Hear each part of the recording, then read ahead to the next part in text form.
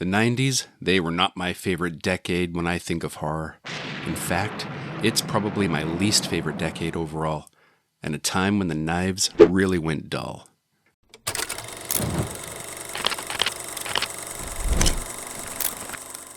The 30s were the universal horror cycle, the 50s were known for creature features, the 80s were the slasher era, so what the hell were the 90s ever known for? I still don't know, and I was a young adult in those days. I was there when Clinton got elected. I was there for the launch of the first web page in '92. I was even there for the final episode of Saved by the Friggin' Bell and held my breath along with the rest of the nation to see if Screech would finally get his dick wet. So I know my 90s shit. Had I known that the only real horror of the decade would be the TV spin-off of Ferris Bueller, I would have placed myself in an induced coma for the entire decade. Not knocking the entire catalog of horror movies that came out during that time, because there were some memorable ones. I like The People Under the Stairs, Candyman, Army of Darkness, Tremors, Blair Witch Project.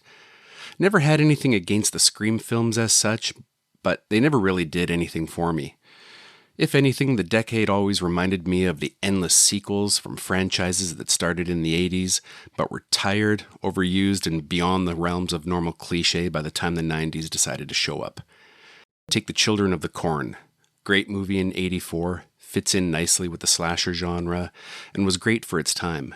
Then, almost a decade flies by with no corn and no children, but like a movie projector with a raunchy case of the shits, the 90s squeezed out 5 sequels, 3 of which were direct-to-video.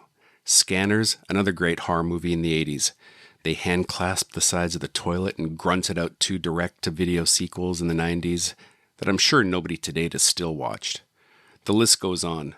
Ghoulies, Critters, Witchboard, Child's Play, Amityville, and don't even get me started on Freddy's Dead, The Final Nightmare, and Jason Goes to Hell, The Final Friday.